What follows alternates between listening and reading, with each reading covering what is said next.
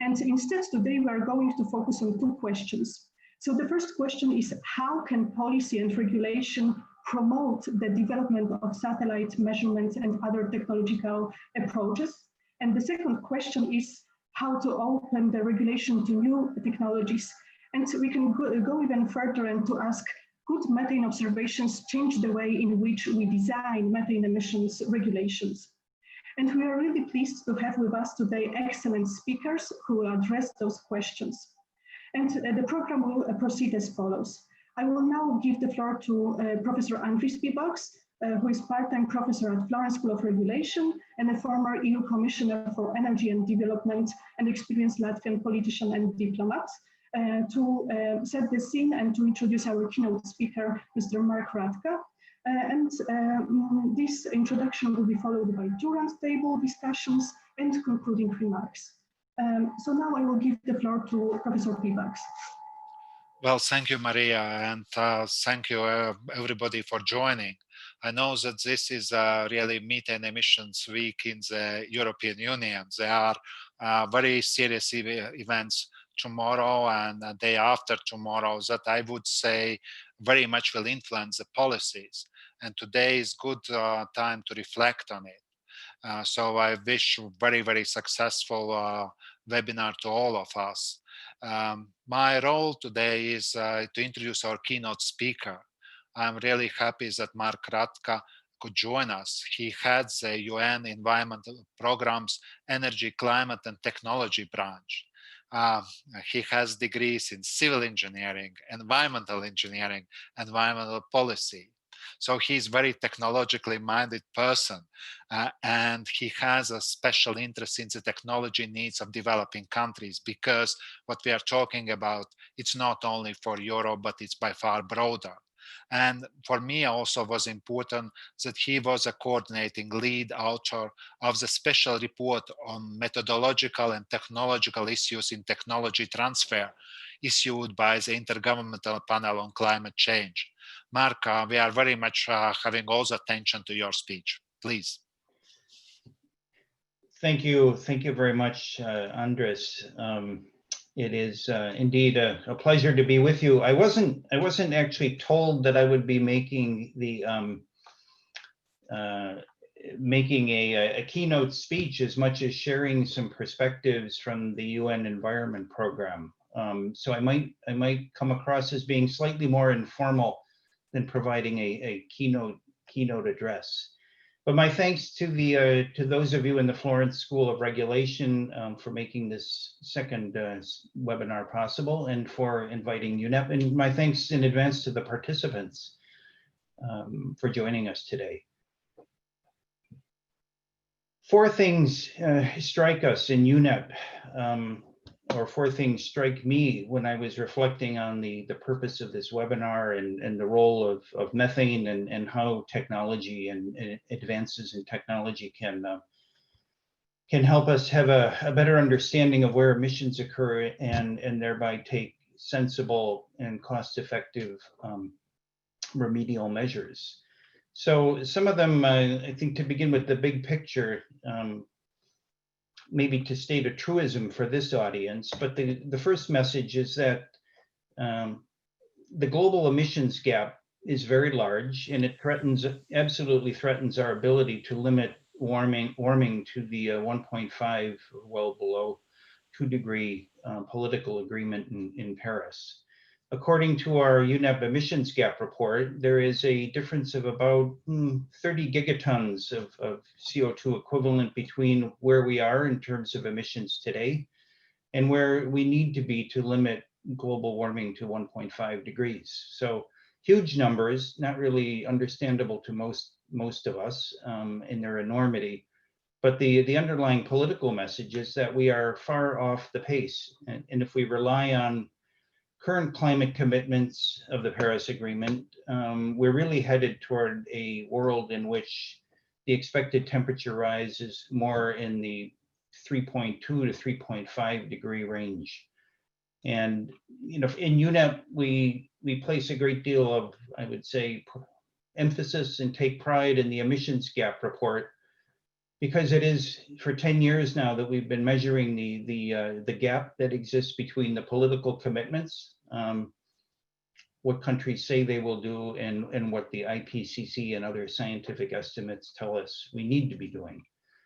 The second message is that reducing methane emissions from the oil and gas sector is an important opportunity to close the emissions gap. Of course, you are all here today because you know and understand that, but in my own work and that in UNEP, I think it is underappreciated the extent to which methane emissions in general, short-lived climate pollutants is a category, but methane emissions and the role of the oil and gas industry, or what we call mineral methane emissions, what role they play.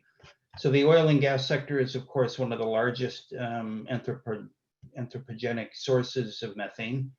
And unlike other sources such as agriculture, which, if you believe estimates, is actually larger, it is easier to deal with oil and gas methane.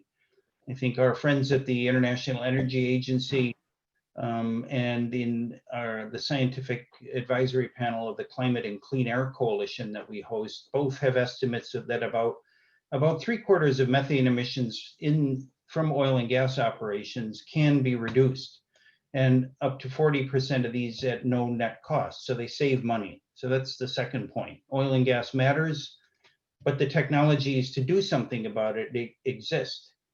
Now, if only we knew where those emissions were occurring. And here's the third message. New technologies are indeed changing the methane mitigation landscape, as I would call it.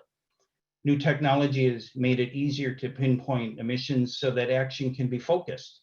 Examples are drone-mounted sensors, continuous monitoring, and of course, the topic today, satellite measurement of methane emissions.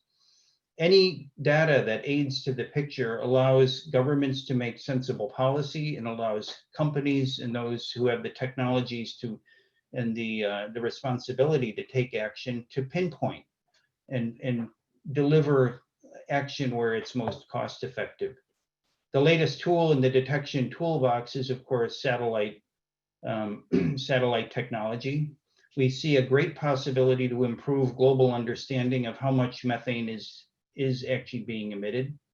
And again, this sort of information makes it possible for countries, for companies, for environmental groups, organizations like UNEP to track emissions throughout the world, verify progress, and examine the underlying veracity of claims about emissions reductions. The new technologies, however, can't by themselves reduce emissions in any way.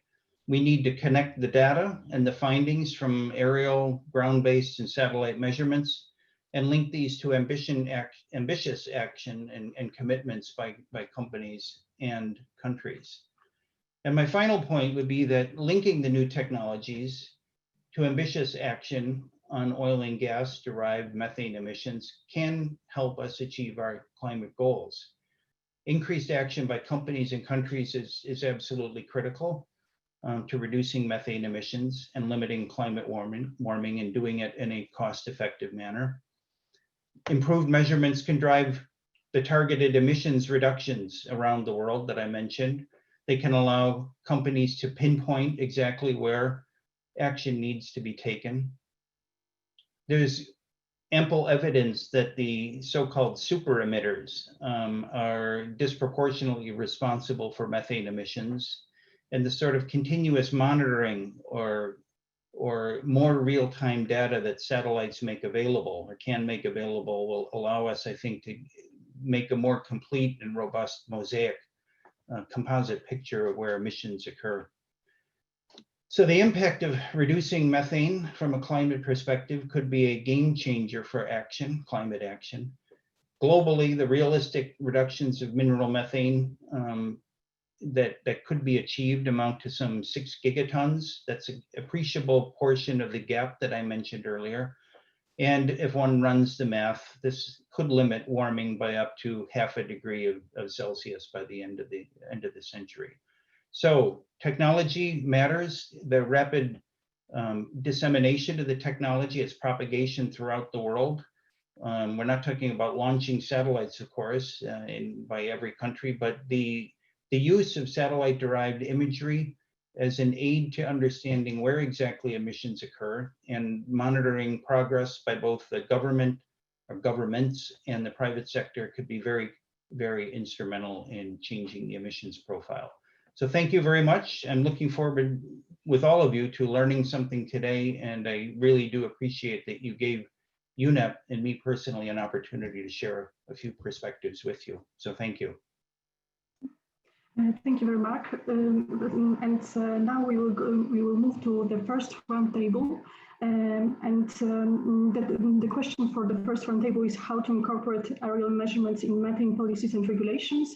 Because as Mark just briefly told us, technology matters, but policies and regulations matter as well, and they can also help the technology development to happen. So let me just briefly introduce the speakers for the first time roundtable. So we will have Robert Kleinberg, a senior research scholar at Columbia University and Boston University, Poppy Kalesi, Director for Global Energy at the Environmental Defense Fund, and Manfredi Caltagirone, Program Management Officer at the UN Environment Program. Unfortunately, Catherine Konchnik from Duke University wouldn't be able to join us today, but our thoughts are with her and her family today. So let me give the floor to Robert.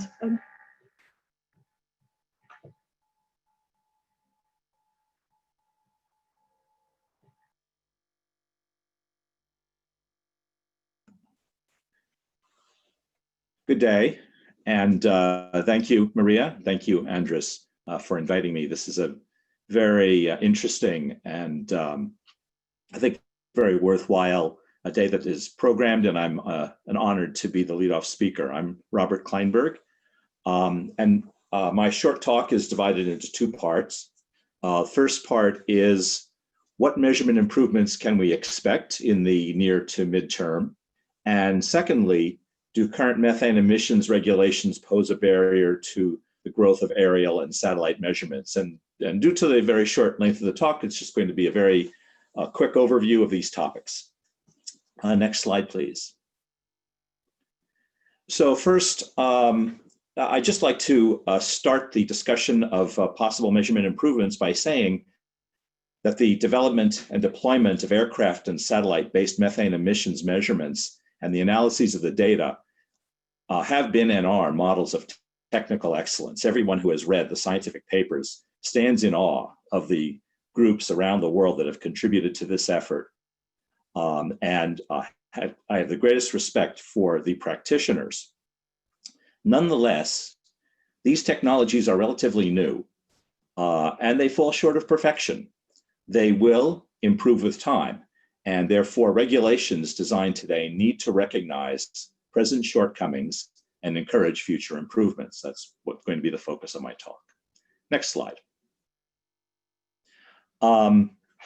This is a representation of the big gas well blowout in Ohio that occurred in February and March of 2018. You're probably familiar with this kind of picture. It's widely shown, these types of pictures.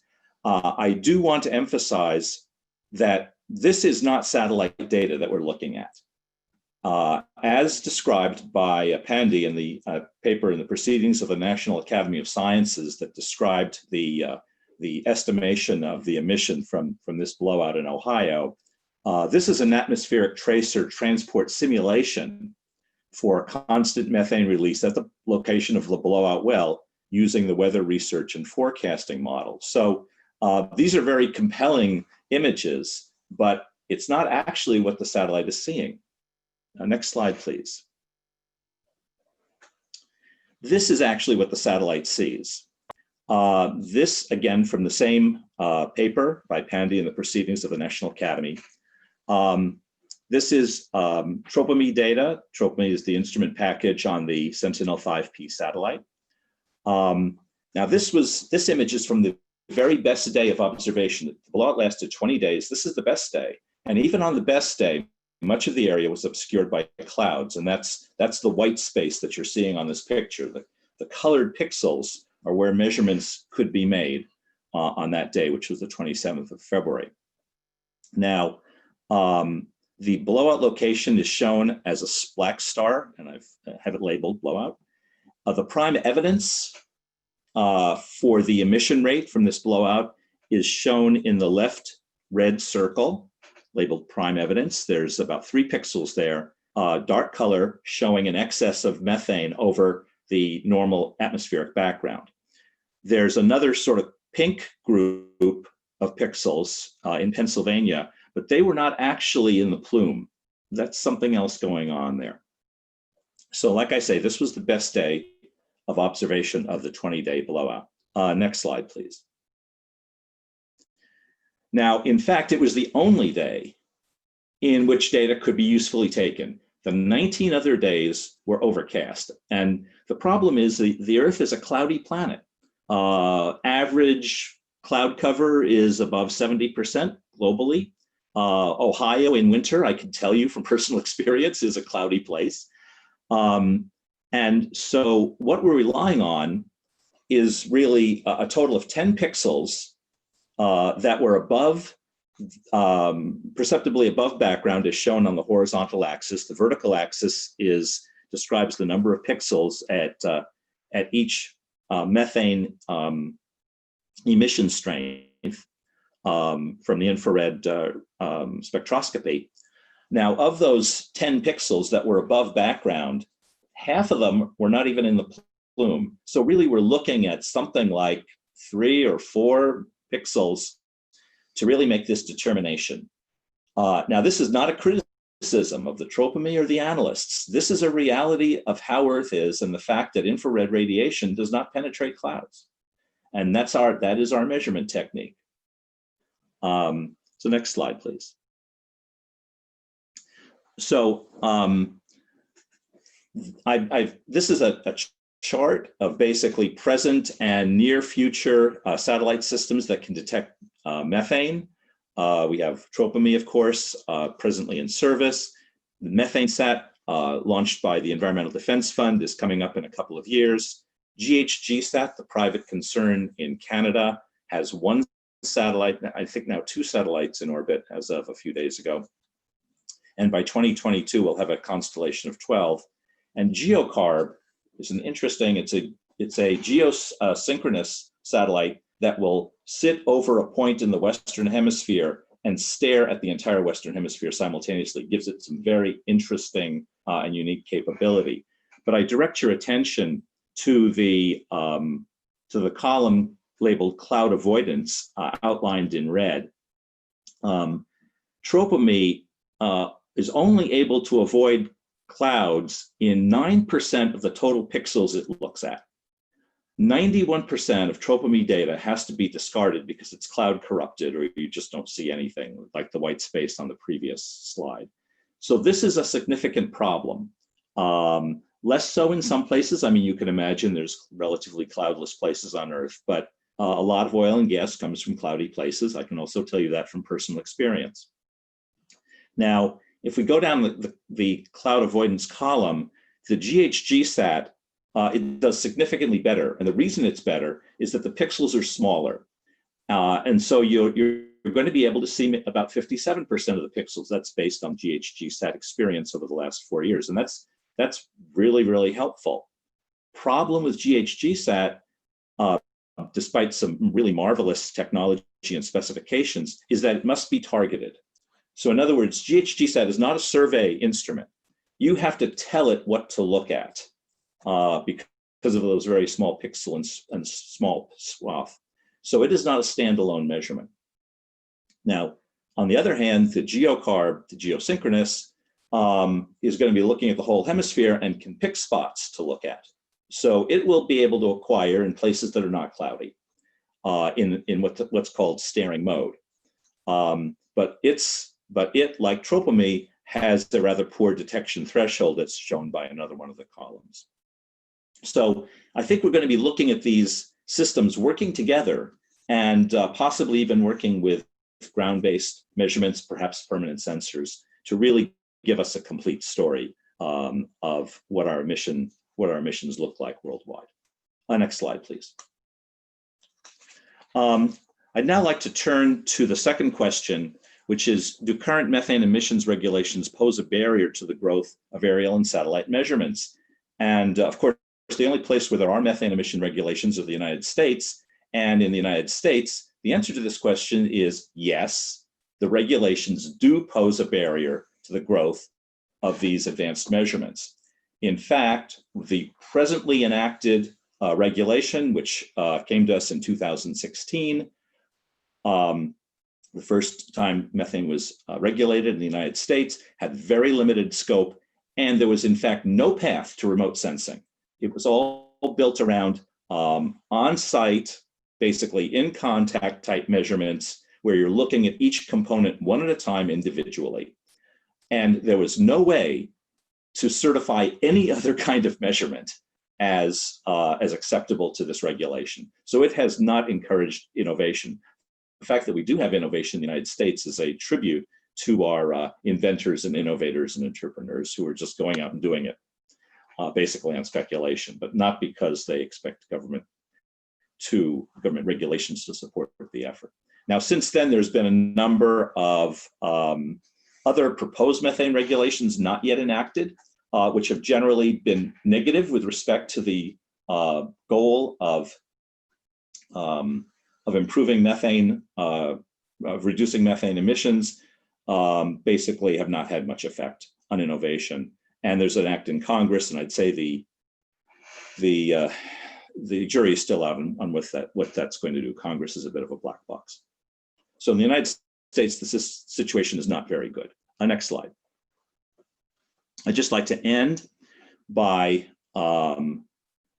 just pointing out that the best thing the European Union could do is avoid the mistakes that were made in the United States. And I have the table here on left, present practice of methane emission control as practiced in the United States today.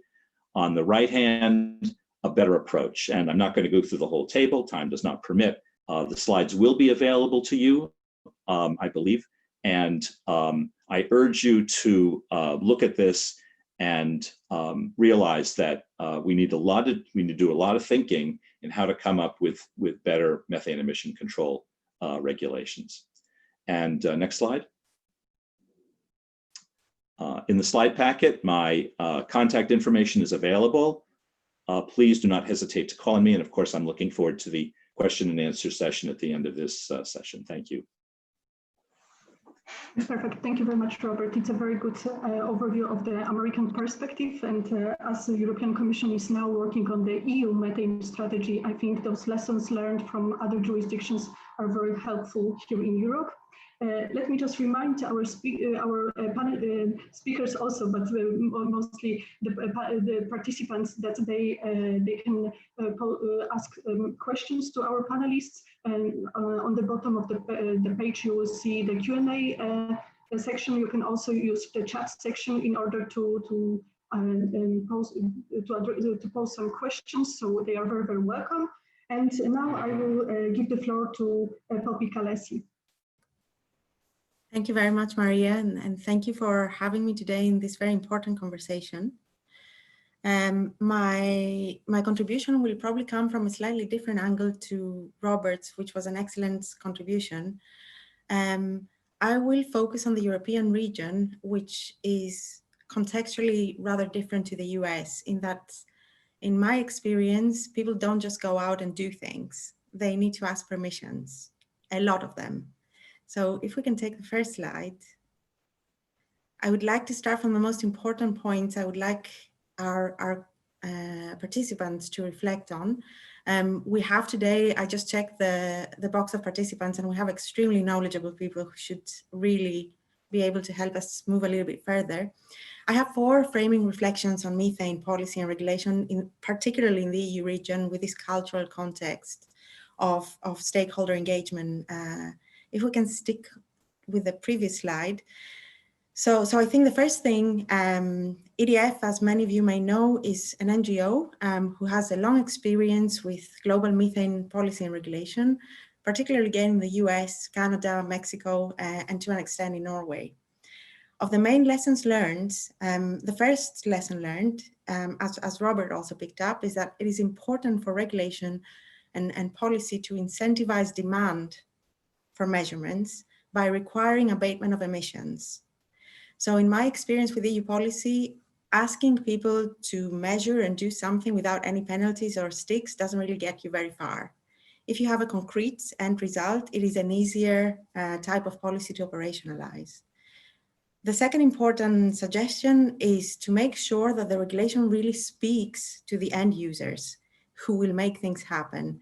And by end users in the European context, it is not only the industry or the regulators, but it also includes a broader set of stakeholders, including investors, governments, and NGOs. The third big contribution is really that policy and regulation in this space, as in many other spaces where technology is driving things, is that it has to be dynamic. We cannot design regulations and policies in 2020 and expect that they will sustain us until 2030, when in this particular space of remote sensing, the lead time for technology development is 2 years. For comparison, the average lead time in the oil and gas industry is 6 to 7 years. So things are moving fast. There is therefore no need to spend a lot of time to make the perfect regulation. The fourth big suggestion is to really make sure that the regulation has teeth. So again, from past experience, both on the policymaker side, but also on the industry side, my experience is that unless the regulation really hits the bottom line of companies, it doesn't really get you very far. So the penalties really have to be proportional and dissuasive. If you can take the next slide, please. I have tried to cram in just one slide deck what the main EU stakeholders want to see in the EU methane strategy. So on the top left corner, we start with the investors, who are one of the two main customers of the oil and gas industry, I mean upstream. And what they've asked to see through a letter to the Commissioners for Climate and Energy, Timmermans and Simpson, is a 0.25% methane intensity standards, a high level of accuracy underpinned by third-party verification, and robust corporate disclosure measures to enable decision-making at the investor level. If we look on the right-hand side, the three main asks of the most European oil and gas majors, as well as the Environmental Defense Fund, the Florence School of Regulation, and the Rocky Mountain Institute, is that while we all come from different angles, we agree on three things: that it is important to have robust MRV, monitoring, reporting, and verification standards. It is important to have, at this early stage especially, working practice standards and technology standards, which can already kind of incentivize action while data is becoming more granular. And the third important thing is, of course, to have a methane intensity performance standards applied to all the upstream segment of the supply chain, including from imports, from 2025. This is important because methane is not a known issue in Europe like CO2 is. So people don't actually have a yardstick of what's a good methane performance and what's a bad methane performance. On the bottom left side, I'm including the 5 main asks of many of Europe's most prominent NGOs, led by the CAN Europe network of NGOs, who are asking for a phase out of fossil gas by 2035. But until then, they do not want to see the oil and gas industry get away without any CO2 or methane standards, as they have been until now, but they would rather want to see immediate enactment of policies and measures to eliminate venting and flaring. They want to see immediate enactment of policies and measures requiring leak detection and repair, an immediate ban on fracked gas, and a mandatory methane performance standard.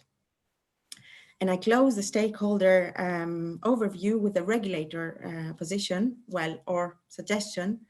ACER, the Agency for the Cooperation of Energy Regulators in Europe, have asked for 6 things, or rather suggested that the EU considers 6 things in reforming the gas market for, what happens after 2025.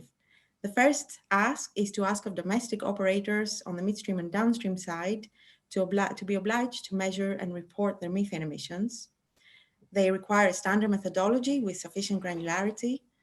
They require that data is publicly available through a European Methane Emissions Observatory and through the audited annual reports of the operators. So this is also quite important because at present we don't actually know what the operators do based on just their sustainability reports. The fourth ask is an action plan to address emissions. They want the regulators to have the authority to recognize efficiently incurred costs for regulated entities. And in the end, once emissions data is sufficiently robust, tradable permits or taxes on actual emissions could be introduced. If we can take the next slide, please. I wanted to present to you here the methane measurement ecosystem as an organization like EDF understands it. And I would like to point out one point for clarification, that Methane Sat is not doing global monitoring, but is focusing on area sources. So ideally, in the future, kind of in the emerging ecosystem of methane measurement, what you would do is to use the Tropomi, Shamahi, and GoSat satellites for global monitoring. And you would then use methane sats to really zoom in into particular area sources and find point sources. And you would then use satellites like GHZ sats to go further deeper into the facility level. We had a very interesting conversation this morning with the University of Heidelberg in a German webinar on methane emissions, and asked what the researchers in Germany expect to see in 2025 when such regulations might be enacted. Is essentially their picture of success is to have a dynamic real-time inventory. And what they would expect to see is that in 2025, we will have satellites that can see plumes of 1 ton per hour. That's a vast improvement compared to the 120 tons that Tropomi was able to detect in the blowout of blowouts, which was the Ohio case. What they expect to see is that entire basins can be covered weekly. So if we can take the next slide. So what I was hoping to discuss today was really the demand side. What we often see is that especially technology-focused regulations and policy are focusing very much on the supply side, but they don't spend much time thinking about when we have all this technology, how are users going to use that? Who is going to demand this technology? And I would like to focus here on a research to operations context, which was used in the remote sensing case of NASA for the US satellite observations, where I would say that we are now somewhere in between the left-hand side, where the satellites, the research community instruments are developed at really amazing speed. 2 years of lead time is not a lot by technology development standards. And we are now completing the transition from advanced satellite sensor systems into the first kind of rescue zone, where operational satellite data providers come together into hubs and start translating this data into information services, which is what the end users need to act.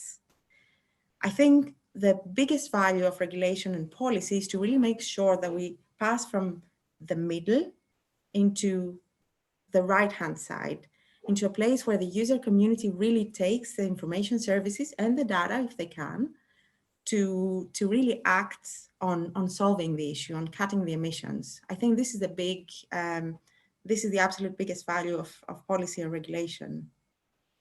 If we can take the next slide to see now what happens, if we assume that everything happens well and ambitious policy and regulation is in place, we then pass on to implementation.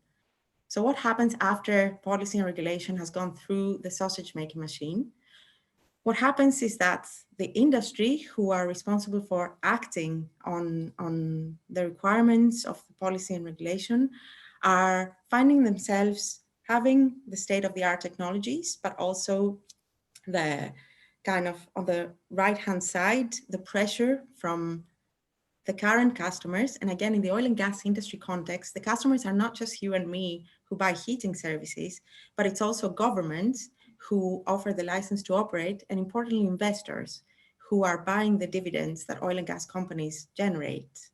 So in between these two pressures, the everyday reality of life inside an oil and gas company means that the technology-oriented divisions, which is typically the R&D and engineering department, they know what the satellites can do. They know what available kind of technology and services there are out there in the market. What happens though is that the market-oriented divisions, so sales and marketing, they care about dollars and numbers, and some of them care about compliance with regulations. These two constituencies inside the same company speak two completely different languages. So it's important to remember that not everything is over when a good, ambitious policy and regulation is adopted, but it really has to work inside the industry. And for that to work, it is really important that the policy and regulation is already speaking to the industry from day one. I would also like to focus on the right-hand side, on the demand sphere. We are no longer where we were 10 years ago. So the industry is not kind of doing things on its own without any accountability. External pressure for accountability has increased enormously over the past 2 or 3 years, not only from investors and regulators and government, but also civil society. And what will happen with satellites is that more transparency will generate more pressure for disclosure. Increasingly in the European Union, we see this pressure translating into a concrete ask to not only evaluate market performance based on financial data, but also non-financial data. And this, I think, is one of the biggest opportunities the EU has to really incentivize good behavior in oil and gas companies. And if we can take the next slide, please. I want to close my contribution with a question mark and an invitation to all stakeholders to reflect whether the EU has the instruments to act. In the case of the US, where much of the production is happening internally, domestically in the US markets, there's probably pre-existing regulations at the federal and state level, which might act as barriers or enablers of better regulation.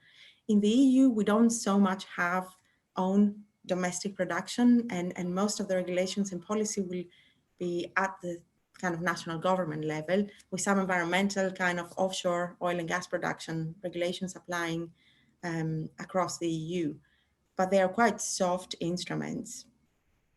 We did internally in my team, and also in collaboration with our partners in Germany, Enevis, we have done a mapping of the landscape of instruments one would need to make sure that effective and efficient EU policy and regulation is in place.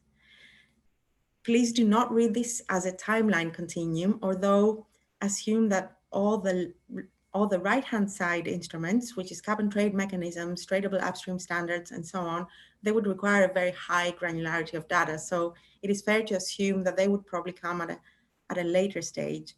But starting from where we are now in 2020, with the technology we have and the knowledge we have, the relevant instruments to the left-hand side are mostly non-existent. So the European Green Deal offers an incredible opportunity to act on methane in a very effective and efficient way through using a suite of instruments that are going to be made available to both policymakers and regulators, but also industry. And this includes the more price-oriented mechanisms, such as fines and penalties, or border adjustment tax and mechanisms, and anything between the EU Energy Taxation Directive, which is going to be reformed in the course of this next year, but also more outcome-oriented regulations, such as specific regulations on methane leakage, for example, a performance standard, or procurement standards for utilities. So in other words, what the EU could do is to leverage its enormous market power. The EU is importing about 50% of all internationally traded gas, and really ask the biggest gas buyers inside the EU to put pressure on the main suppliers to act on their emissions. So, if I can interrupt you because yes, we are running a little bit of time. So if you could just briefly wrap up the presentations so that we can continue with other speakers. Yes, this was my very last slide, so very lucky to have finished. But the conclusion is that we don't yet have the instruments for effective and efficient action on methane, and it is a great opportunity to act on them now. Thank you. Perfect, thank you very much. And now I will give the floor to Manfredi Caltagirone from UN Environment Program.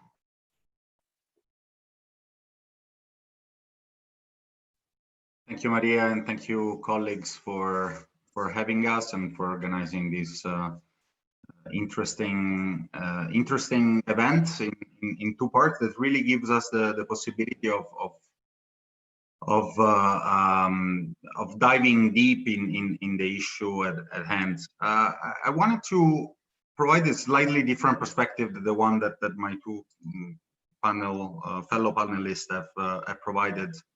And if we can move to the first slide, Chiara.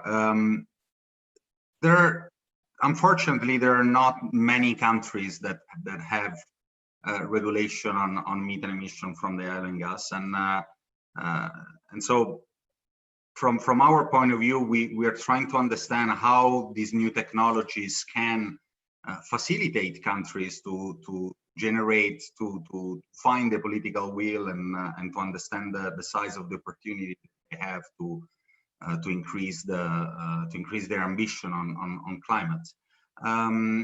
One of, as some of you know, UN Environment has launched last year a global methane alliance to promote the inclusion of ambitious targets in the national determined contributions that were due in December, that will be due next year at COP26.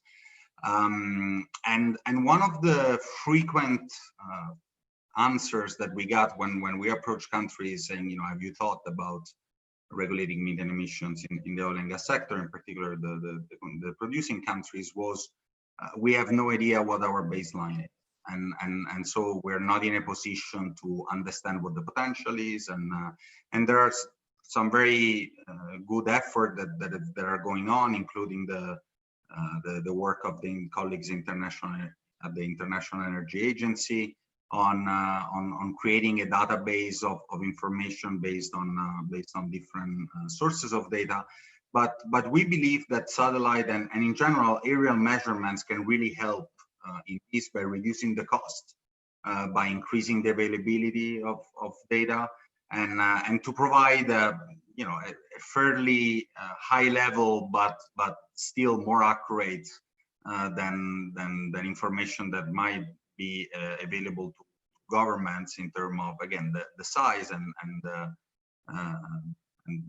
the level of methane emissions they are generating in their oil and gas operations. If we can go to the next slide, as we have heard, aerial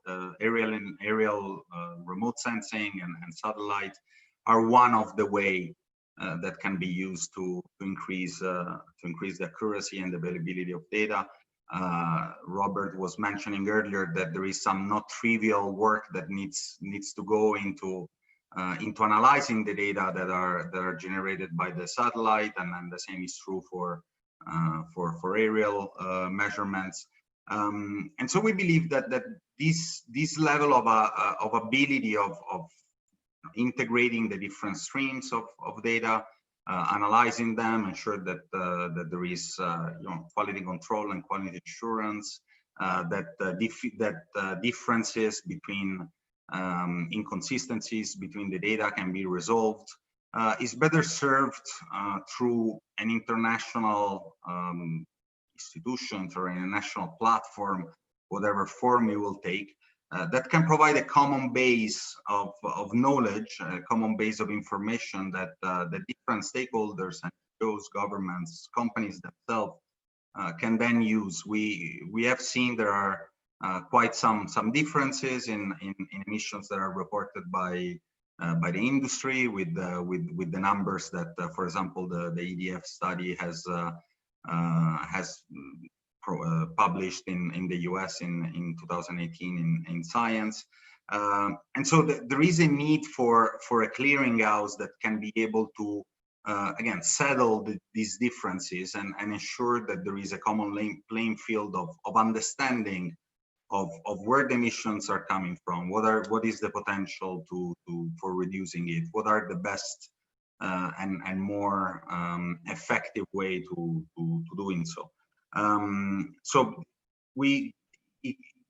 this institution could also get to the point of providing support governments, especially those in jurisdictions where there are less resources or less institutional capability, to then be able to enforce the regulation. There are more than an example of countries that have several methane emission regulations and none of which has had any impact in actually reducing emissions. So we need to make sure that that the data inform the action and creating this common knowledge, common base of knowledge and information that is publicly accessible, that is available to all stakeholders, we believe is particularly important. This not to say that there is an intention of crowding out private investment. The service providers will retain an important role for both the industry and the governments.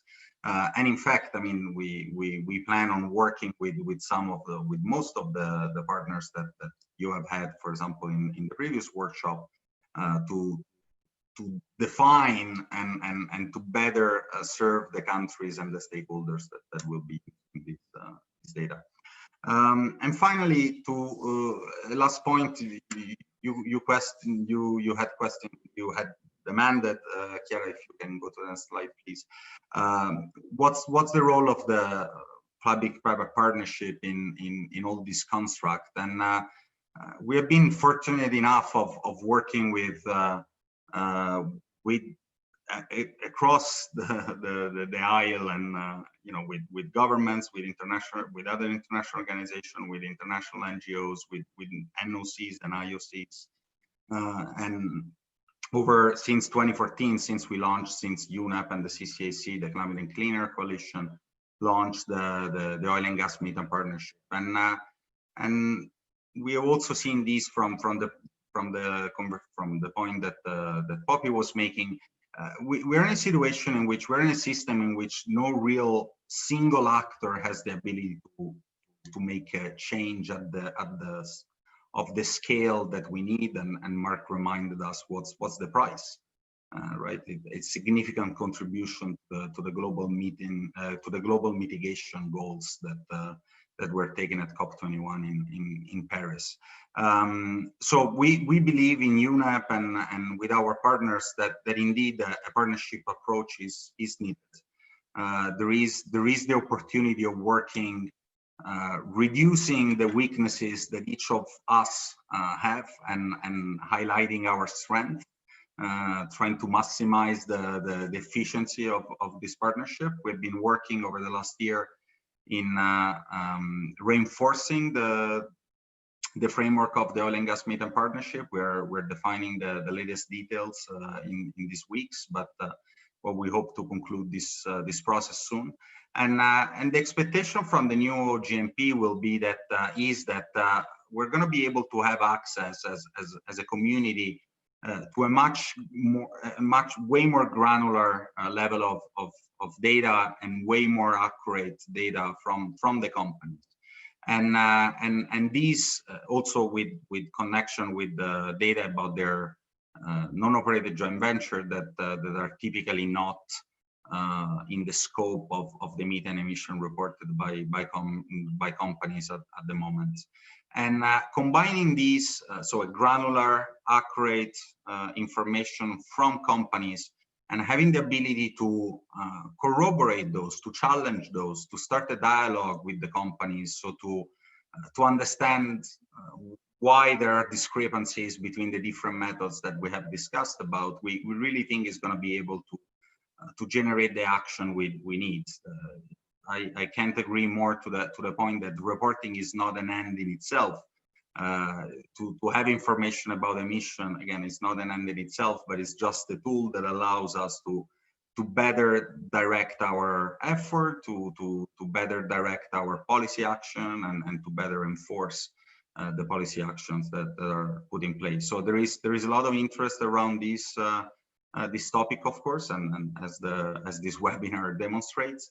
But there is also a lot of opportunities. There are a lot of opportunities that can be seized if we work in a partnership by, again, taking advantage of each other strength and trying to minimize the weaknesses, the lack of credibility that companies have, the lack of access to the emission sources, and the lack of control that the other partners have, as opposed to the companies themselves.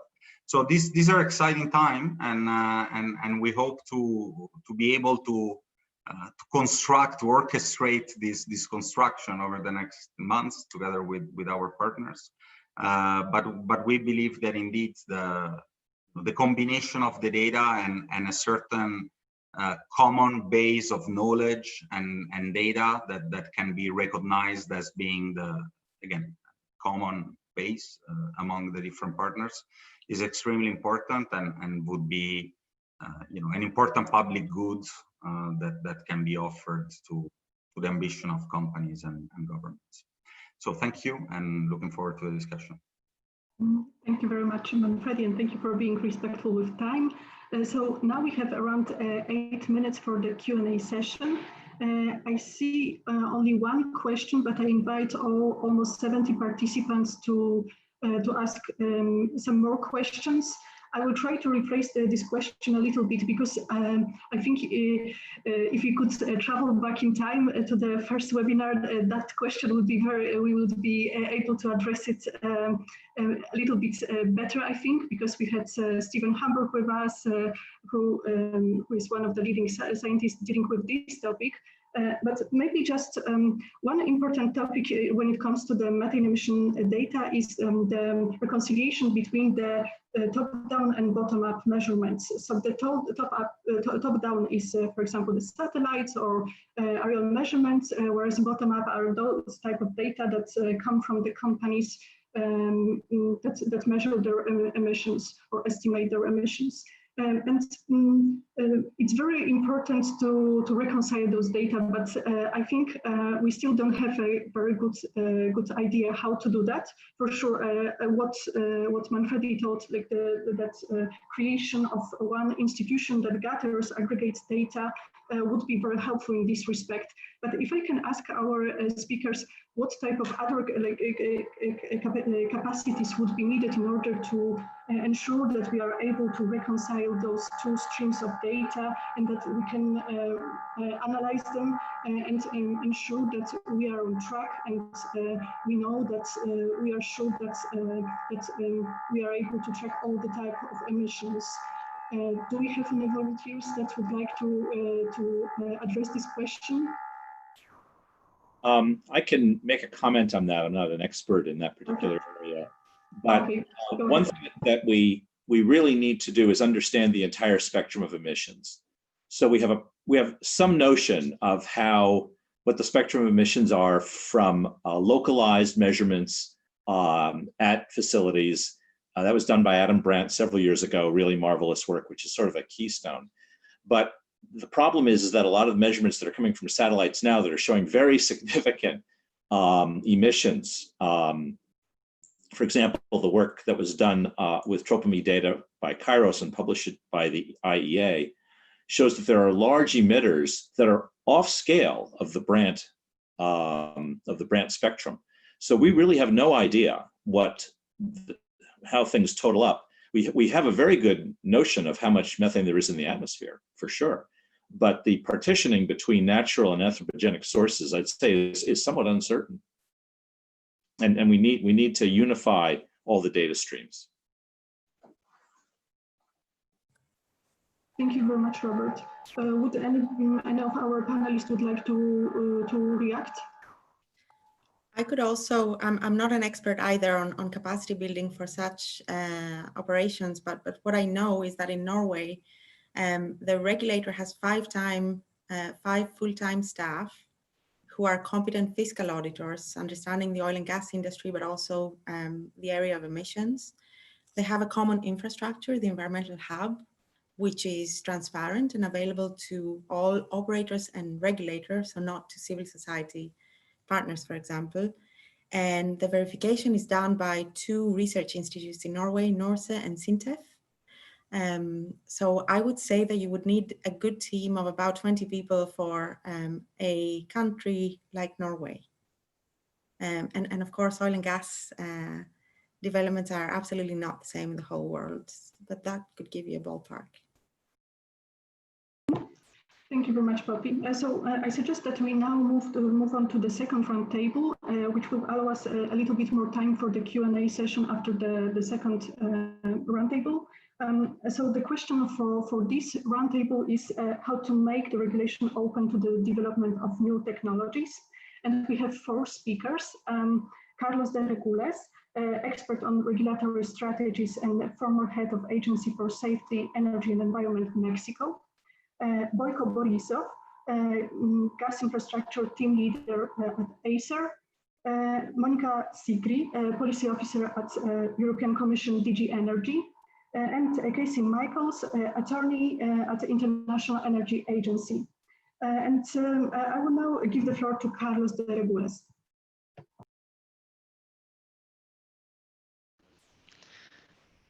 Thank you. Hello, can you hear me? Well, it's great to be here with you, Maria, Andres. Thank you. The rest of the panel is very happy to be sharing the panel with you. Let me first start by stating the obvious, and this is that only the international strength and continuity of the effort to tackle methane emissions will get us actually anywhere, and time is not on our side. So thank you for the Florence School of Regulation for ensuring the continuity of this conversation at such difficult times. And thanks also to all the participants in these webinars for their continued commitment. So how to design regulation in order to encourage technology innovation in measurement? I would begin by centering the regulatory conversation on the actual objective of regulation.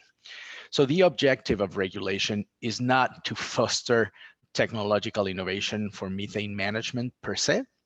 It is to mitigate methane emissions effectively and definitely, much more than what voluntary programs have so far achieved.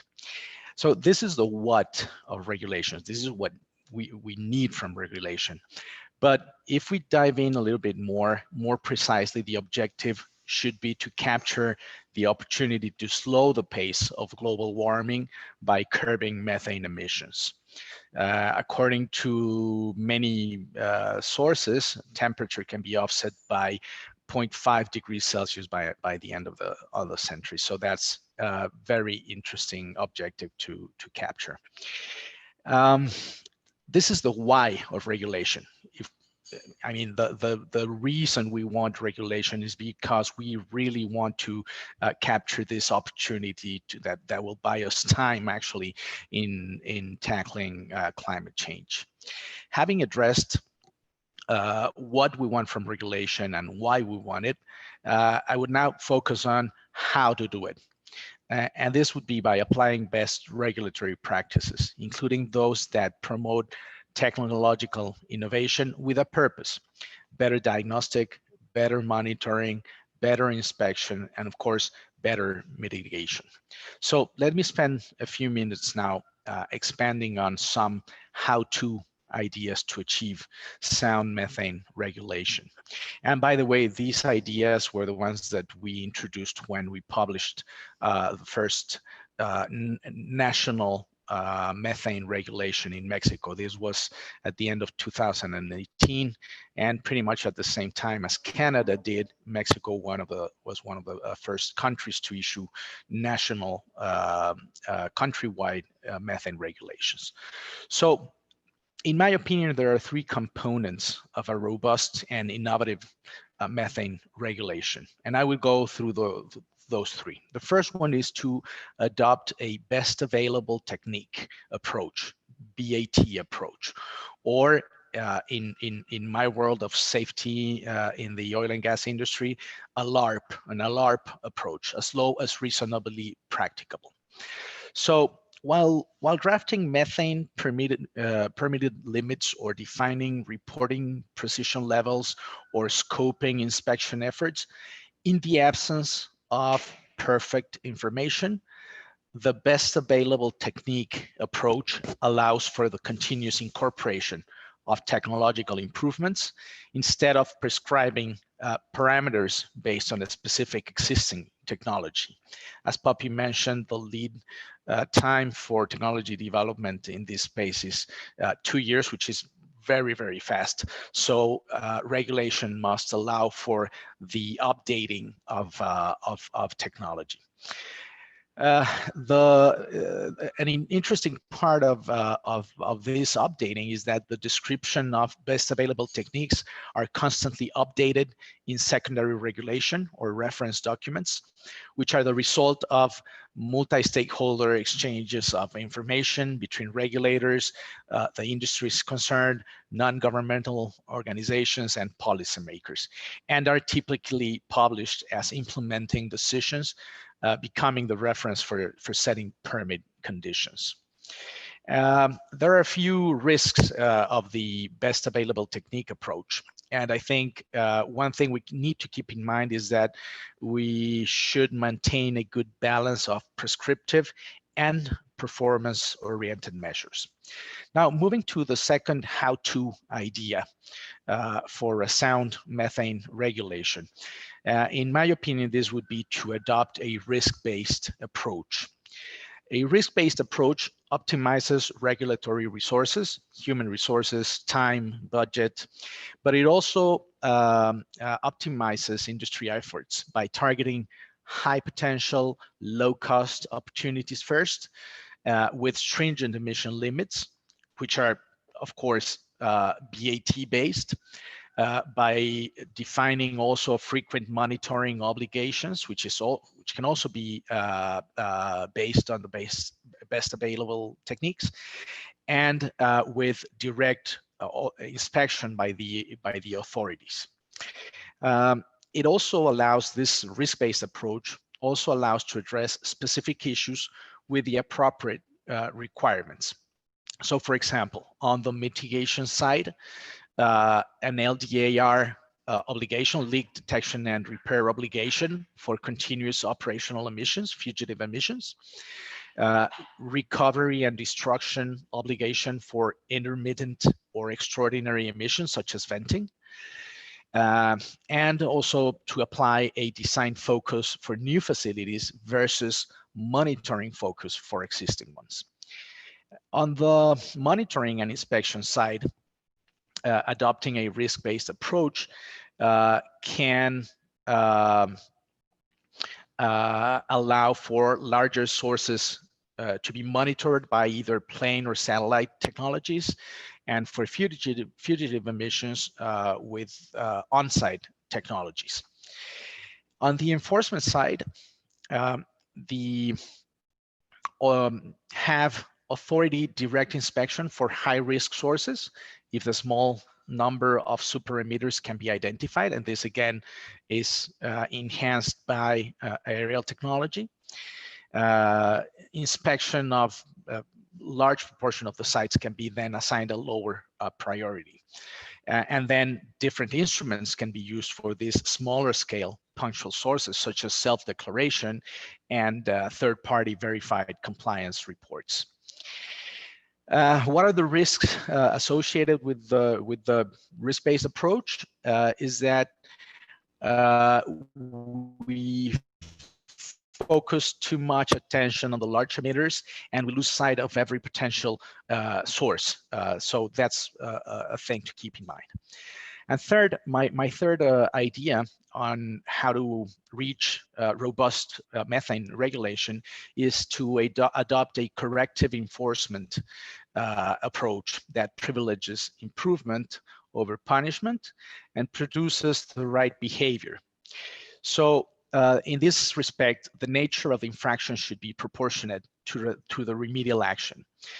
Deviations and the incidence of non-conformance can and should be addressed by improvement actions. And the trajectory of these actions should be practicable for the operator and reasonable in terms of risk mitigation. So obviously immediate for high-risk situations. Also, progressive measures should be taken. While administrative omissions may deserve a warning, operational incidents may require remedial actions, negligence or false statements should deserve fines and temporary closure until remediated. And finally, repeated offenses should lead to criminal charges and permanent closure. So these are the three ingredients, let's say, in my opinion, in my experience, that make up for sound methane regulation. So again, the first one is a best available technique approach. The second one is a risk-based approach. And the third one is a corrective enforcement approach. There are other regulatory challenges moving forward, of course, and I would perhaps just point to one of those to see if this raises any conversations coming forward: the need for supranational regulation and enforcement. In response to global risks and in a fragmented international landscape, issues not only as global warming, as we're discussing here, but artificial intelligence, biotechnology, etc., pose this necessity to think of supranational regulation for these global risks. So with that, I would leave it at that, and hoping to have an interesting conversation coming forward. Perfect. Thank you very much, Carlos. And now I will give the floor to Boyko Nitsov. Can you run the show from your computer? Can you hear me?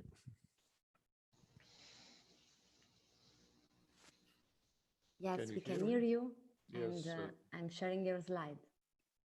All right, so go to the next one, please. And in the process, I think I can even try to answer one of the questions. The first one that was asked, what can pictures from space, pictures from air actually tell you? And well, let's say we have an aerial measurement which shows that a certain well, certain location emits a methane plume. This is the identification phase. That is just an indication that something which shouldn't be going there, maybe, because we have not even identified the reasons for that yet, is going. So the next step to work with the data provided from space or from aerial measurements is to ask the question, okay, fine, what is the volume? Robert spoke a little bit about that in his presentation and indicated some considerable difficulties associated with the fact that many technologies from space and aerial measurements do not really allow you to get a good feeling about the duration of the event, do not allow you to get a good feeling about flow rate. You still have to figure out what is the confidence interval. You have to verify whether that confidence interval for the volume emitted is okay. And usually this is done by supplemented measurements on site. Then the next question that you have, is this a continuous thing? It's been emitting since ever and will emit forever. Is it a periodic event, regular, irregular? If irregular, what is the kind of chance that it will happen actually during the next month? Or is it a one-off? And then after you get proper answers to all these questions, and the point is, well, you have to compare the data from satellites, you have to compare data from other types of remote sensing. You have to compare this data on site. And then the problem is, okay, the next question, is this technology driven? This is a flow test, all right? I'm not a petroleum engineer, by the way. And if there's somebody, a petroleum engineer in the audience, in the participants today, and if I say something which does not sound quite okay from the viewpoint of petroleum engineering, please shout, all right? So the considerable kind of array of reasons which could lead to the event. So some of those are what you have there in the fields of today, the best practices of today, and you still have emissions. Or there's something wrong. For example, subpar practices which are avoidable, or some negligence which is also avoidable. And then the question is, how do you actually certify to somebody who has to take a regulatory action that all these findings are the true ones, the ones that one can actually take regulatory action on?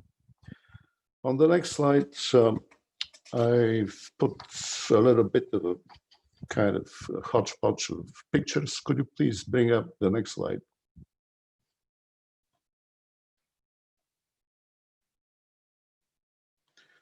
And the top two pictures are from North America. The bottom two are from Europe. And so here I'm trying to illustrate the importance of the risk-based approach, which was also mentioned just a minute ago. Well, what are you measuring exactly? What is the object against which somebody from space or lower takes a measurement? So on the left side, so top, you see a marginal oil well. And in the background, so just to the left of the jack pump, there is a vent, a vertical separator and a vent, which emits obviously from time to time, but it's probably only in emergencies. On the right side, right lower corner of the jack, there are two dark dots. Those two dark dots are the mufflers, because this jack is driven by an internal combustion engine, which uses the associated gas instead of electricity.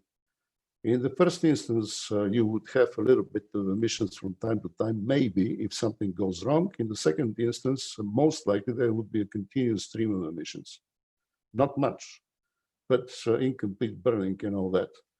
The next one to the right is a well workover. And what exactly is going on there is anyone's guess. Could be lowering of coiled tubing, could be some replacement of downhole instruments, could be some packer.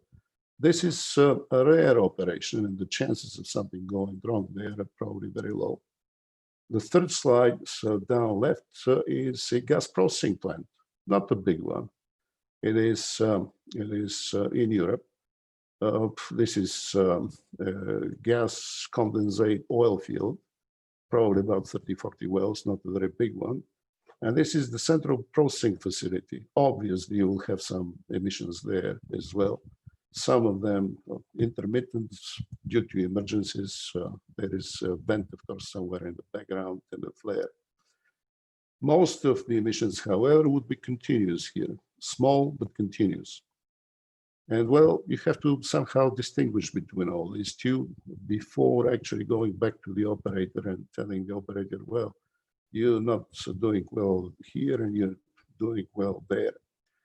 The next picture on the right there is, well, all of the above. It is a gas processing plant, so there's a compressor station on the platform.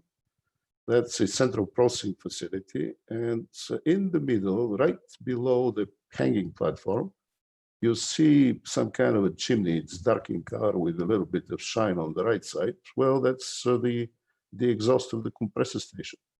And obviously here, again, you have one-off emergency cases, but you will also have quite a lot of other things. So the point which I would like to make here is the following, actually. Take the numbers. The first on the left side up, how many sites do you think you have? This is just one state in the United States. I won't tell you which one.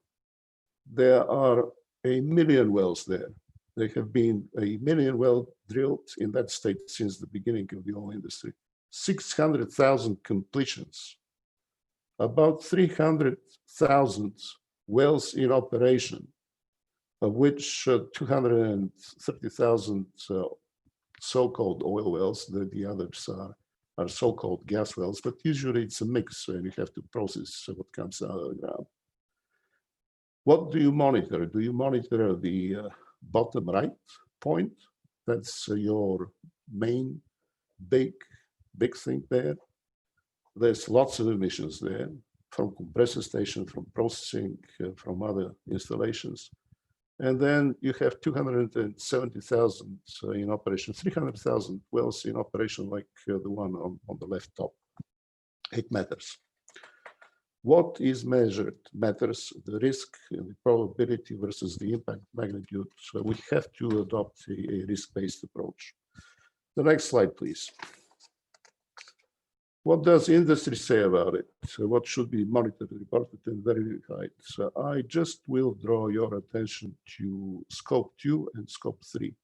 So far, we have only been talking about scope 1, own generated emissions. But industry also would like to report purchased energy emissions and other energy consumption emissions. That's a much broader scope. In the recommendations of the agency, which Poppy mentioned, we are making one of these points and telling the world, well, it's not just industry. You should also monitor other emissions across the chain. By the way, if this approach is taken, we should also consider including in the observations major consumptions of methane, those consumers of methane, and these are metallurgical plants, these are fertilizer plants, refineries, and so on. This so far has not been the case. The next slide is, well, on top of the six suggestions which have already been made by the agency recommendations, there are basically on this slide several more, which are for your kind of attention and any kind of discussion from this point on. The first point which I would like to make here is that there's quite a lot of discussion about monitoring, reporting, and verifying. This is not sufficient. There should be at least two more elements in the chain. After the monitoring, there should be mitigation by industry itself. Do not wait. Tell us after the identification of the event what you did to avoid, to mitigate the event and to avoid this event in the future. Then report, then verify, and then based on the verification, act the regulatory action, which should be more oriented to incentives rather than penalties, except when penalties are absolutely needed. So what can the regulators do to get to this desired sequence of events so that we don't actually just monitor, report, and verify, but there's some action on the ground by industry to take a mitigator action right on the spot, mitigator action to avoid such occurrences in the future, and by the regulators to have the power to act. You see there a list of the guidance which should be provided. The difficulty regarding this guidance is probably down in the 5th bullet point, which is national requirements. Regulation is national domain bound.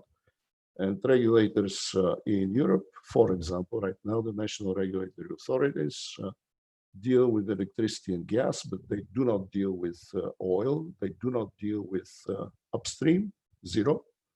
And well, methane emissions are also by and large out of scope of what the national regulatory authorities do.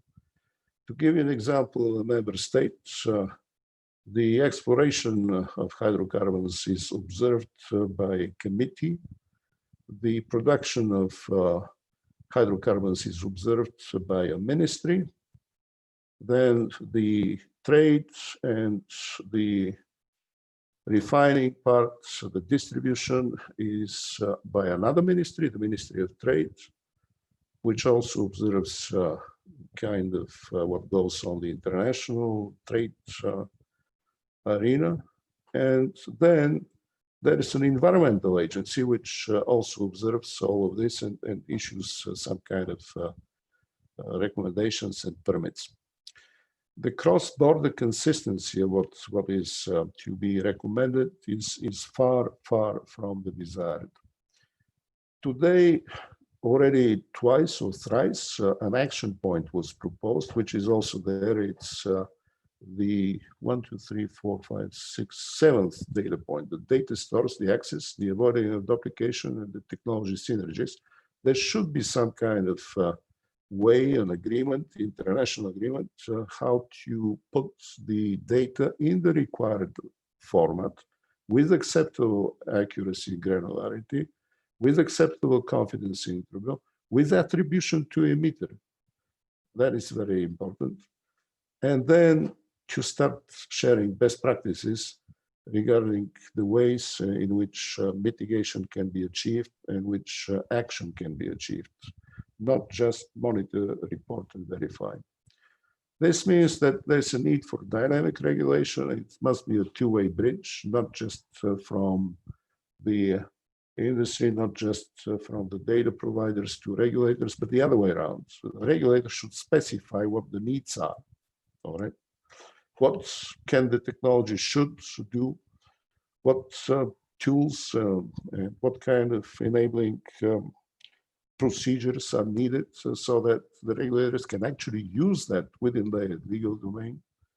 Best industry practices sharing, the technical norms and standards, all of this has to be predefined before any kind of consistent action can probably be achieved anywhere. And that's a long way because, well, imagine, for example, Central Asia, imagine Africa, imagine other places around the world. Standards do matter. Somebody has to define these standards, and there's a considerable kind of space for action in which regulators could help to set up those standards for the collection, for the storing, for the use of the data, and most importantly, for the mitigation and action. And I'll stop right there. Thanks. Thank you very much, Boriko. Before I will give the floor to Monica, I just want to ask our audience not to be shy and to ask some questions. Today it's very quiet in the Q&A box. I hope that it gets better by the end of the webinar. Now I will give the floor to Monica, and I would like to express our gratitude for the fact that she joined us today. It's very packed week for the European Commission, so thank you very much, Monica, for finding time to share with our audience what the Commission thinks about the methane regulations. Thank you, Maria. Well, first of all, yes, indeed, we have a very busy week. We have one stakeholder event after the next, and all of them focusing on methane. Number two, I'm not going to tell you what the Commission thinks. I will tell you what I am thinking. So whatever I'm saying here, please do not tweet afterwards saying, well, the Commission will do this and the Commission will do that, because then somebody will eliminate me from my current post.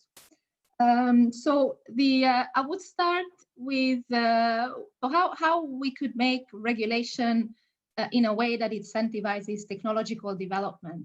The first thing that after such a question comes to my mind is Professor Kleinberg, who is also here with us, who always says, please EU, avoid the following mistakes that we have already seen in the US. So what are these mistakes that we would like to avoid? So one of them is have a regulation that is way too prescriptive, that definitely does not incentivize any innovation when it comes to technology, in terms of the methods that can be used to either monitor, measure, detect, or mitigate methane emissions.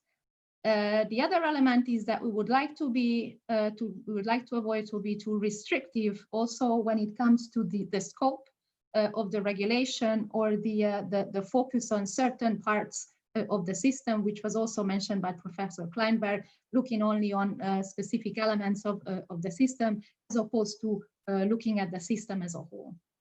There is another element. I mean, you can improve the flexibility of regulations, even if it's slightly prescriptive, by allowing with elements such as regulatory or methodological equivalence, allowing for alternative methods. If the operator proves you that such method provides at least as good a measure or at least as good a result as the one prescribed in the regulation, then that can be used as an alternative. However, we've seen in some regulations already, if the administrative burden of proving that equivalence is way too much, there is no way that openness in the regulation will actually come to or will incentivize any innovation. So what can be then done, or what would be the approach that we would like to pursue? We do have similar regulations, for example, in security of supply area. We follow more of a performance-based approach with an overall objective for certain elements, and that can be for a global methane reduction, for example, as a global objective. And then it is up to the operators, depending on their situation, their size, their capabilities, their strict assets, on how they would like to meet such objectives. We have an internal energy DG Energy study that is looking at also existing regulation around the globe. And while the reports are not yet there, but there are already a few good elements that have been found in different jurisdictions in methane-related regulations that do incentivize innovation. Finding an alternative and allowing for alternative technologies to be used is one of them. But for example, in Norway, there is also a fiscal incentive where there is a carbon tax. However, this carbon tax goes along with a tax relief for research and development, specifically focusing on emission mitigation. And this is a key driver in research and development for such technologies. So this is also, for example, an idea that can be considered. I'm not saying that this is the way we would go, but this is also an idea. There are several ideas existing in different jurisdictions that could be positive in terms of towards technological innovation. It was already mentioned today that the reference to best practices in a regulation can always be very positive. It does provide a dynamism to the regulation. The regulation has a strict drafting text. However, if it refers to some best practices, which is dynamic in itself, which can evolve in time, that can provide that missing dynamic to the regulation, and that therefore allowing innovation in its wake. And here I would actually jump to the Global Institute that was already mentioned by UNEP. We do see also such a global institute as a way of providing and incentivizing or allowing for innovation when it comes to methods and techniques along the chain of from monitoring, detection, and methane emissions mitigation. Such an institute, apart from collecting all the data from different sources on methane emissions, from companies, from satellites, aerial measurement, in situ measurements, etc., through the scientific work and the scientific studies that it performs, can test new technologies and techniques. It can identify which technologies and techniques and methods are best suited for certain installations or certain emissions or certain operational conditions, and provide a best practice to the industrial community, and provide guidance on how or which methods can be used. Also, when there is a new method appearing, it can do, and we would like to have it tested, and also provide an assessment of whether these methods are equivalent to those or better than those existing. And so when companies report on their emissions and identify the method that they have been using, this institute can also provide an assessment about the method being equivalent or better than the ones that have been used in the past. So I wouldn't want to talk too much. These are the two functions that I would also see in such a global institute to be able to contribute to the innovation when it comes to methane regulation. And this institute, I know many stakeholders usually ask whether it will ever exist. And that is one of the things that I can say, that it will exist. the Commission is already working with UNEP and EDF defining the functions and the timing of setting up such an institution. And these functions that I just shortly described can contribute and help innovation in the area of methane emissions mitigation. And this would be my my short presentation today. Perfect. Thank you very much, Monica. Maybe I will follow up with a question that was mentioned in the Q&A section. And so it was, what are the plans to include the EU's methane accounting in the EU's methane accounting leaks that happened in the third countries, but along the infrastructure that brings gas to Europe, for example, in Russia. So I think, Monica, you partly already addressed this question regarding the Global Methane Institute, but if you would like to add something more regarding particularly the major gas exporters to the European Union. Well, in terms of scope, well, the Institute itself would be global in scope, so it would collect information and data from all over the globe. Companies currently signing up for the reporting are operating globally. As satellite technology evolves, will provide better input, better data also in other parts of the globe. And as we manage to convince other companies to join such a framework, then obviously the scope of the information and the data on emissions will also extend to more and more companies, more and more regions. But just I'm sure that there are other things that the participant would like to know. In any case, as was mentioned, methane emissions is not a European issue, is not an American issue, it is a global issue. So if the EU, or when the EU comes out or publishes its methane strategy, you can expect a significant and fairly strong international dimension in that strategy, because whatever, for the moment, the EU, as is importing most of it, the oil and gas that it imports, we do have some leeway, but we also have some sort of responsibility on the emissions that happen outside of the EU along the supply chains that bring these fuels to the bloc. Thank you very much. Now I will give the floor to Casey Michaels. Let me just make a brief comment.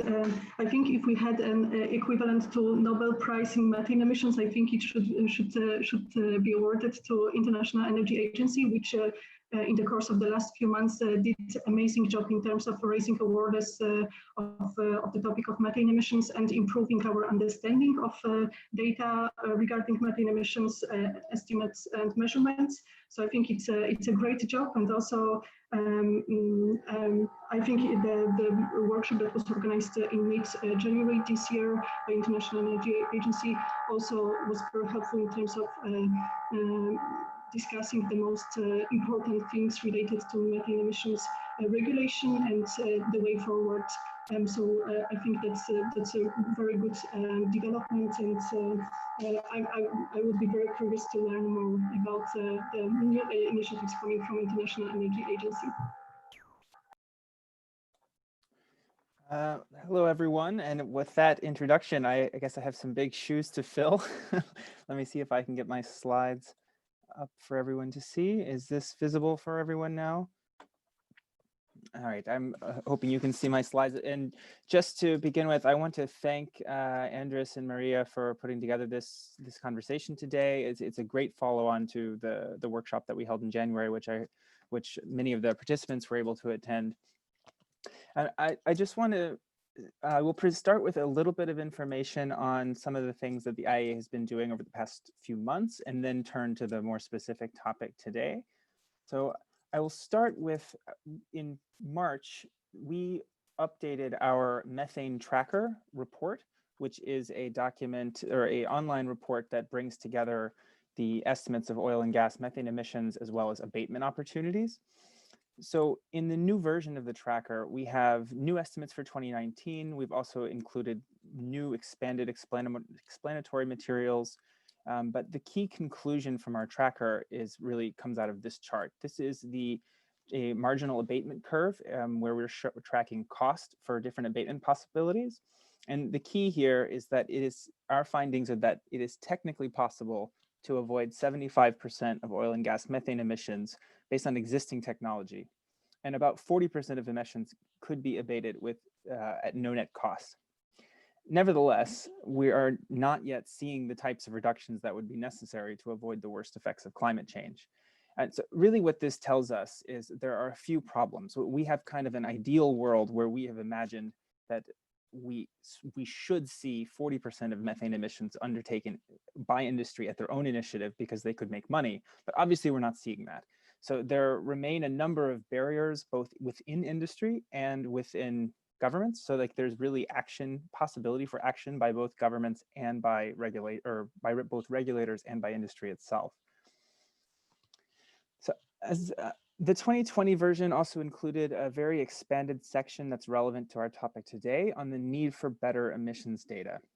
And before getting into the details of that, one important message that I think comes out of our analysis on this in recent months is that governments and companies don't need to wait for better estimates in order to start taking action to reduce methane emissions.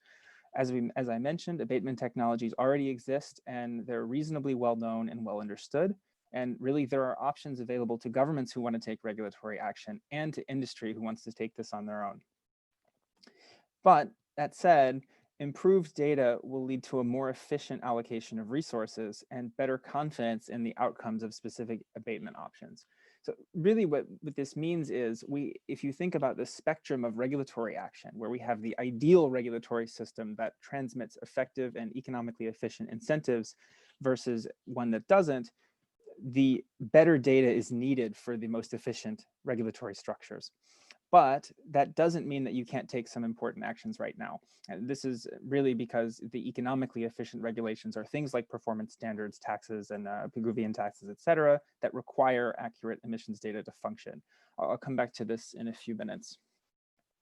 But in the March edition of the methane tracker, we put together a detailed case study of Norway. And this really also shows that there's clear scope for countries to do something right now to improve their data about emissions. Norway, as some of you may know, has a carbon tax regime, and their carbon tax regime applies to methane. So this is squarely in that category of types of regulatory structures that require solid and believable and reliable data. And they've undertaken an extensive study over multiple years to improve their emissions inventory and improve their methodology calculations. And many of these are bottom-up calculation methods they've been improving, but they've been subsequently confirmed by flyover campaigns, essentially by drone and airplane campaigns.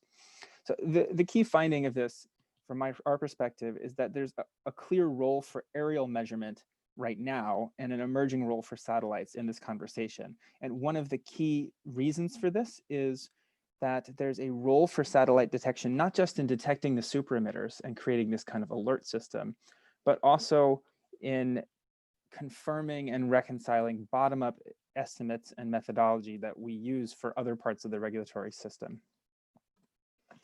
So I'd like to spend a couple minutes on what governments can do to foster innovation and a bit get closer to the prompt for today, just to point out that most of this structure of things you can do for innovation really applies to improving deployment and development of innovative technologies in general, but there's some key things that are important for measurement technology and for satellites and for different methodologies. So that's just a point that some of these are generic, but I will try to kind of focus it on the measurement point. And one thing that we've been hearing a lot about today is about outcome and performance-based standards. And naturally, because they tend to transmit the correct incentives, they are preferred where possible. These are typically technology agnostic with respect to an individual source. So essentially the source can choose the best way, the most efficient way. The example we have here is Mexico's regulations from 2018. In this case, companies submit an implementation plan and they can choose from a suite of different quantification approaches. Essentially, there are kind of qualified approaches and they're not directed to do something in particular. They kind of have a bit more flexibility as they select the right approach. And this way they can kind of select among different things to find the most cost-effective approach. Also in a similar category is really market-based regulations that are strictly market-based or price-based. And these are both technology agnostic and source agnostic. So in this case, a company can select abatement opportunities from across its entire operations. As I already mentioned, the Norway's carbon tax is an example of this. If there's a carbon tax that applies to any emissions, then the company will seek the most cost-effective reductions. So the key to these two is that really both of these are squarely in the category of requiring accurate and reliable data about baseline emissions. And as we mentioned, as I've already said, that there's a lot of places in the world where we don't have that. But that doesn't mean that there isn't ways that the governments can act. So moving to the next approach, there are a set of mechanisms that are kind of like built-in flexibility mechanisms that allow companies to kind of propose their own innovations. This is essentially the same as a prescriptive requirement, but the companies can petition on a case-by-case basis for permission to use an alternative. So Carlos mentioned the best available technique, which is essentially a version of this, allowing a government or allowing a company to kind of say that they have found a better way and make a case to the government that this should be accepted.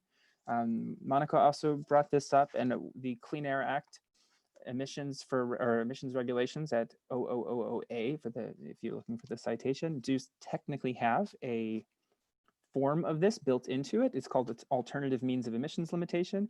But the key problem here is one that Monica already mentioned, and that I know that Bob has spoken about before, is essentially if that administrative burden is so large that you really can't effectively take advantage of it, then it defeats the purpose. So this is just to say that this type of approach does exist. There are examples of this, but we haven't seen anybody that's quite gotten it right yet. And finally, at the most kind of low tech level, we have just keeping regulations amended. Of course, this is going to depend on the specific timelines and schedules and regulatory resources, and all regulators should be naturally staying abreast of new technology developments. But if the regulator is able to move quickly and amend its regulations, then frequent updates may be enough to keep the local industry up to par. So this is just to say that we have this spectrum, and these two are things that we don't have to wait for better data on. We can actually start to take measures and build in these flexible approaches into it.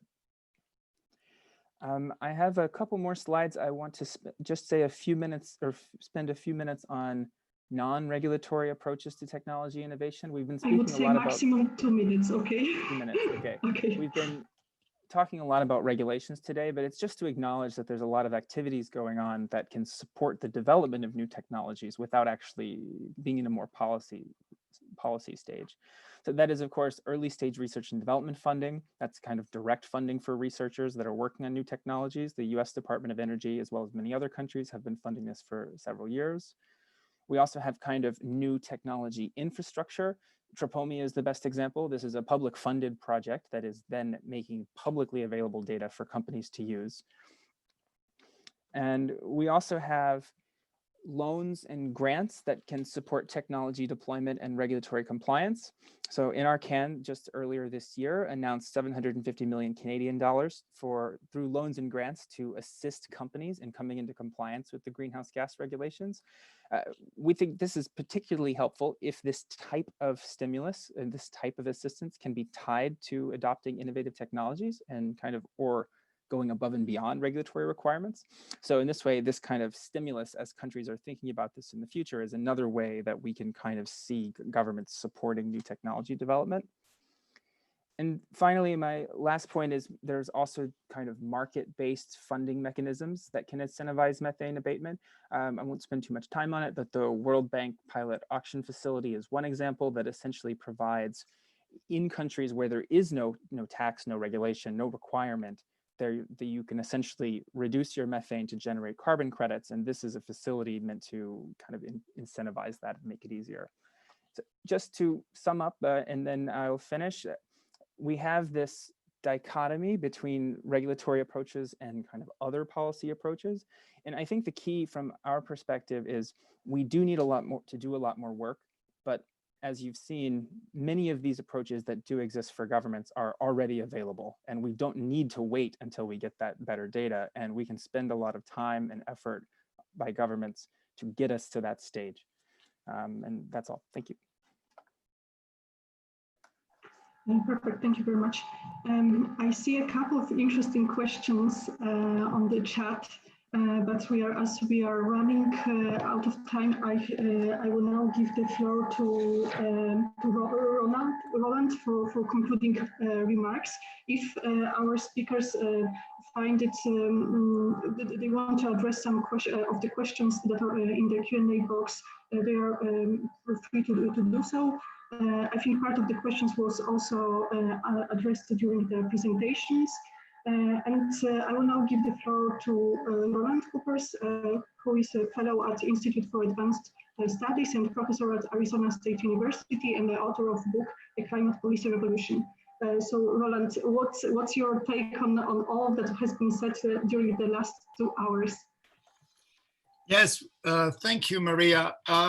It's quite a lot to summarize, but let me try. Let me just say, in terms of full disclosure, that I'm also an advisor to the Environmental Defense Fund, but I'm not speaking on behalf of EDF today. But it's important to know that I also do that. So there's been a super session, and I want to also make some threads to the previous session, and I really want to summarize this in 4 points. One is, we heard from Robert, the real enemy is clouds.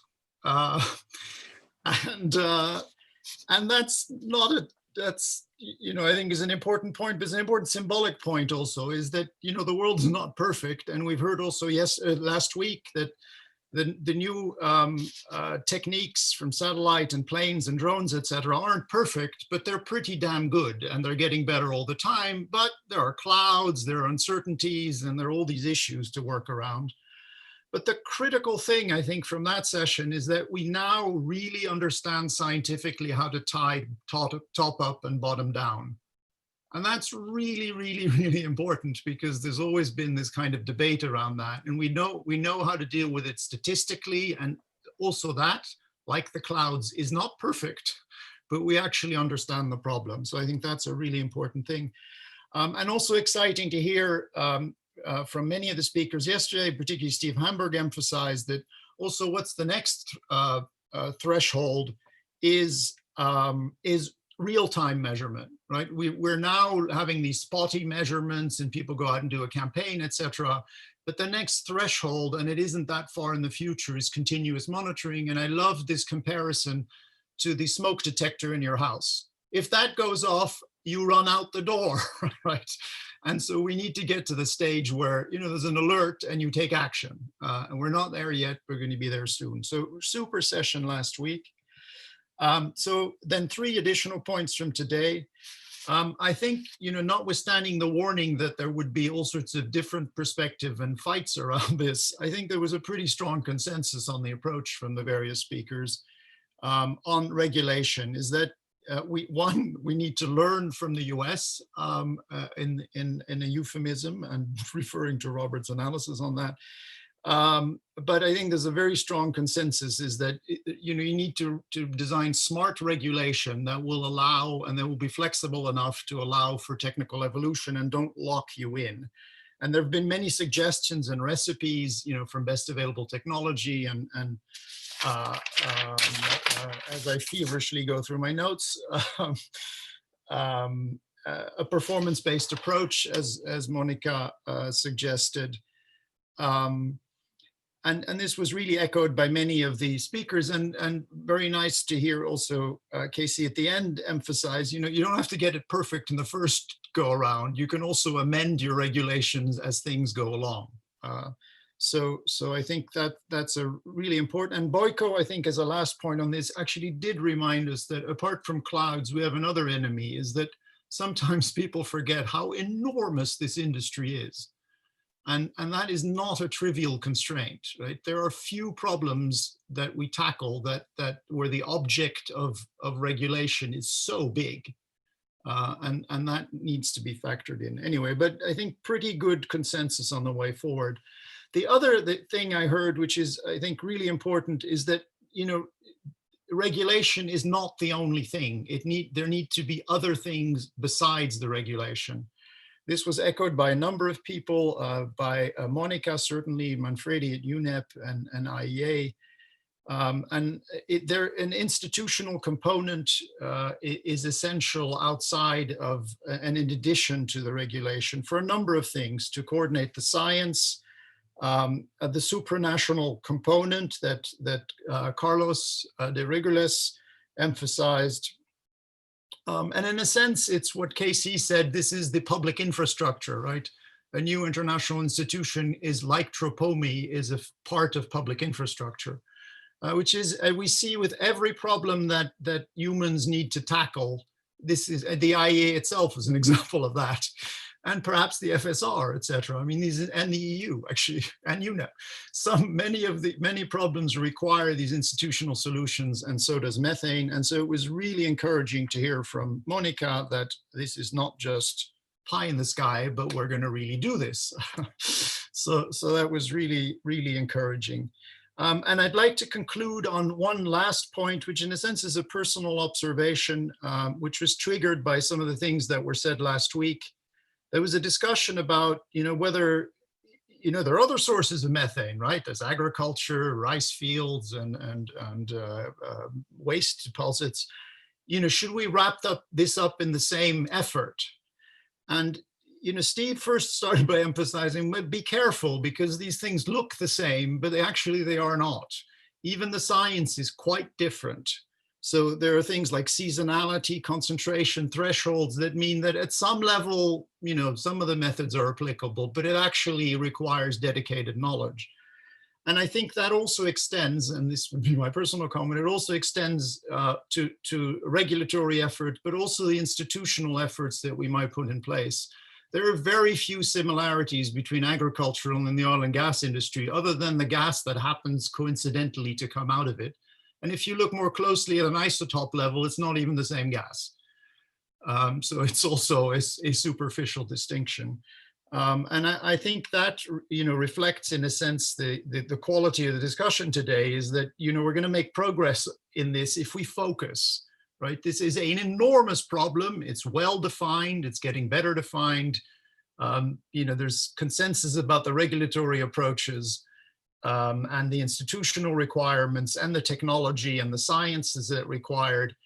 That's a lot already, and it's good to firewall that a little bit and do it well and do it fast, and also tackle all these other problems. But don't make it into a big insalata mista, which will likely slow us down. Thank you very much for the opportunity to try to summarize all these very rich thoughts, and apologies to any critical points that I may have missed. Thank you. Perfect. Thank you very much, Roland. And now I will give the floor to Professor Christopher Jones, part-time professor at Florence School of Regulation, currently also with Baker McKenzie. And as we are in the mode of full disclosure, I must say that he had a very long and very successful career at the European Commission. Thank you, Maria. That's really kind. So on behalf of the Florence School, can I thank all the speakers? I thought it was absolutely terrific debate today. I'm sure we've all learned a lot. I mean, the keynote number that at least two of our speakers today have said that 75% of emissions can be removed and at least 40% cost effective is the one that will be driving us over the next few years. Because we all realize the importance of this, both for the industry and both for ourselves, in terms of having a cost-effective decarbonization over the next 20, 30, 40 years. So this is absolutely fundamental on what we're doing here.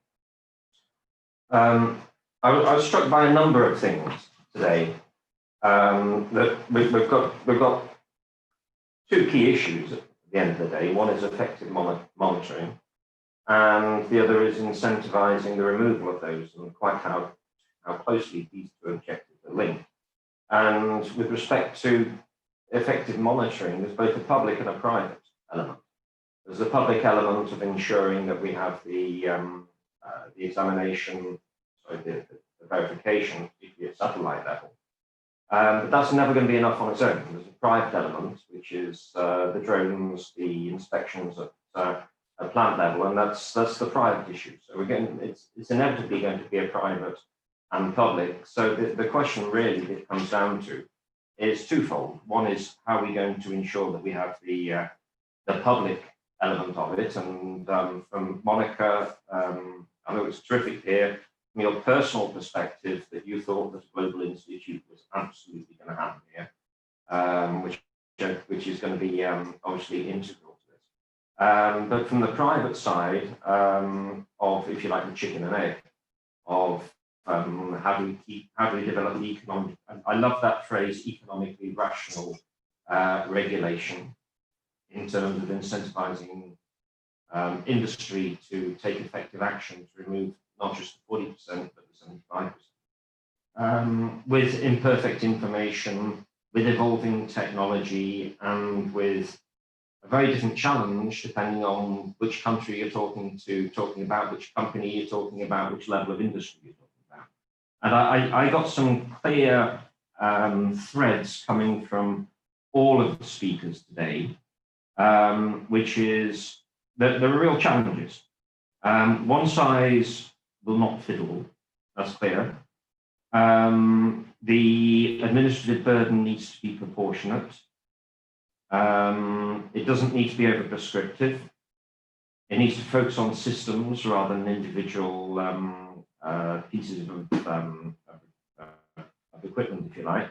And we have to have a performance-based system approach. And we got some very good examples from some countries in that way.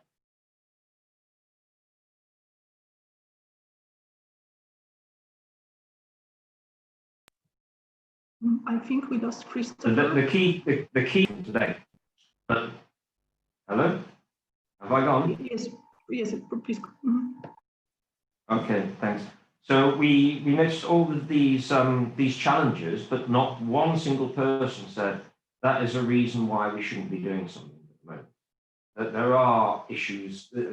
We've reached a point in time where we can now plot a course to a economically rational regulatory approach here. And I think today's seminar has got us a significantly considerable step forwards in actually defining that. So thank you very much indeed to all the speakers. I thought it's been a terrific session. I'll pass it over to you now, Maria, to conclude. Thank you very much, Christopher. Maybe I will also ask Professor Pivax if he would like to comment on something that has been said as a moderator of the first webinar. No, thank you very much. I think it was good continuation of the first webinar. And again, I would like to thank all the speakers and wish Monica all the good luck for the days to come. And also until strategy is accepted and published and implemented. So good luck, Monica, for this week and the events later on. Thank you. Okay. From my side, I just wanted to thanks to all the speakers and participants. Last week we had around 80 participants. It was 70 this time. So it's really appreciated that you found some time to stay with us and to follow this topic. Many thanks to all the speakers. The presentations were very informative, and thank you for being so nice and respectful in terms of time. And I would like to express my gratitude to Chiara, Dražen, and Gianluca, who worked during both webinars in the background and who made these webinars possible and smooth for us. So thank you very much, and I hope there will be more events on methane emissions coming from FSR or from other stakeholders. So please stay with us. Thank you very much. Thank you, Maria. Thank you. Thank you.